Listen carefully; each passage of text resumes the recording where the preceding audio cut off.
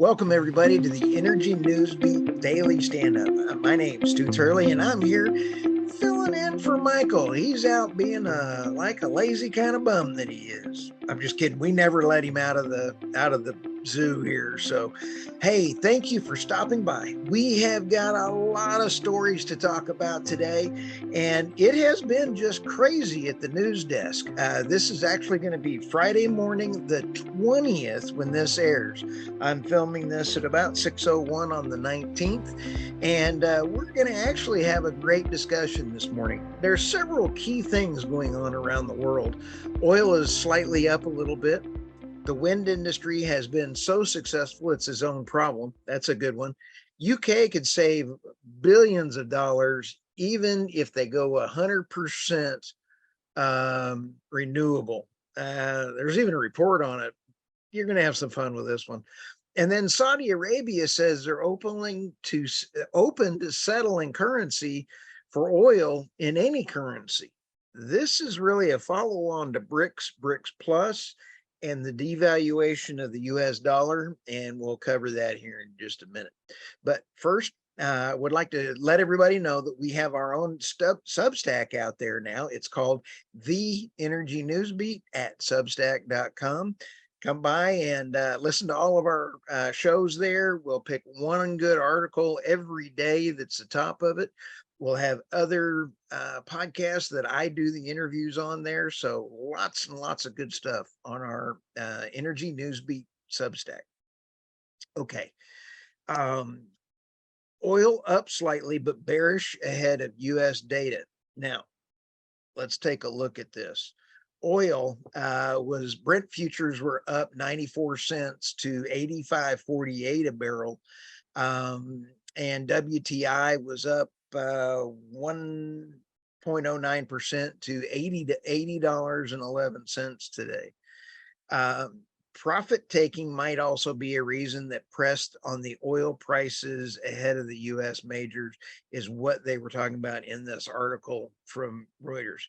I'll tell you, everybody, I don't even have any idea how anybody can price anything anymore. Everybody is saying China coming out, growing, demand is growing. But then with the Chinese New Year and not as much traveling is going on, it's really hard to put a demand number anywhere. The only number that I know is there's less money to drill and there's less commitment to drill. The other piece of this puzzle is you've got Saudi Arabia, India, China. Everybody's negotiating into different currencies. I'll cover that in just a minute here in a different story. So also distillate stockpiles, including diesel, fell by 1.8 million barrels, with only a expectations for a 120,000 barrel increase. Wow, that's a big change. So I'm wondering how much that's going to impact gas at the pump. So let's roll over to that. I was kind of teasing that up here on the next one. The article from Bloomberg really is a good article. It says Saudi Arabia says open to settling trade in other currencies, another blow to the US dollar. This to me is absolutely something that is a self-inflicted gunshot wound to the foot. The United States would not have to be doing this, but it is our leadership that is actually pulling the trigger on this one. One of the key articles or key quotes in here was, I don't think we're having any a way or ruling about, we're not waiving any way or ruling out any discussion that will help improve the trade around the world. They're open to doing anything they can in order to maintain control over the oil price. With BRICS and BRICS Plus coming into play, Russia has done a great job going out and bypassing sanctions, has increased his revenues from his energy exports. People are figuring out how to get around sanctions. Now, getting rid of the dollar as the oil standard there's a whole nother discussion on that. It's going to be pretty tough. The minister, there's another big thing in here, says we're providing even oil and derivatives to support their energy needs. So there's a lot of efforts, but we want this to be conducted. They are doing almost the China bricks and roads issues going out, and they're then going out with oil and working with other countries on this. It's actually brilliant for Saudi Arabia. My hat is off to them for taking care of themselves first. So let's go to the UK. I got kind of tickled at this one. And let me get to that article here. It was kind of funny. The UK, the title of the article is UK could save over £1 billion by focusing on 100% renewables, report claims. What do you think? Well, you have to get in here, and the report is kind of not actually who you think it was. It was actually made by 100% renewable UK.org. It was who generated the report. And if you go through and take a look, I've put the report on a download link on the article, and it's worth your time to laugh. I mean, to really take a look at this. Again, renewables are needed. Nuclear is needed. And let's go through some of this kind of data in here. We are not going to get rid of oil and gas anytime soon. I was on a podcast recording yesterday with Don Deers. Great author.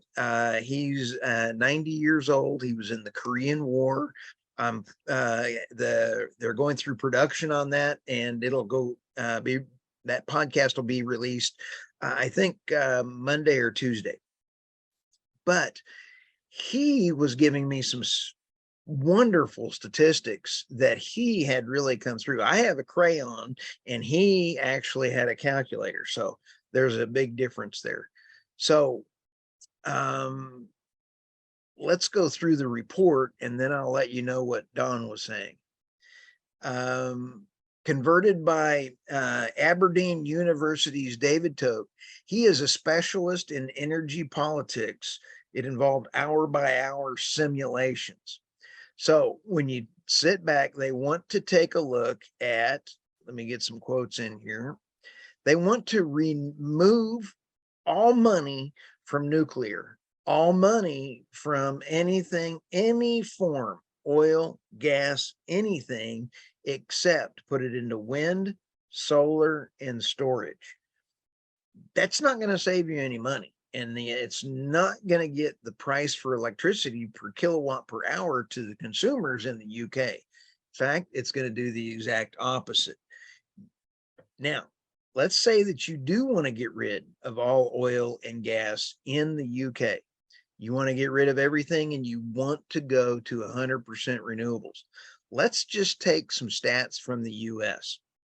If we are going to go in the next 8 years to net zero, it will take 978,000 windmills is what they're projecting to get to that generation point over the next 8 years.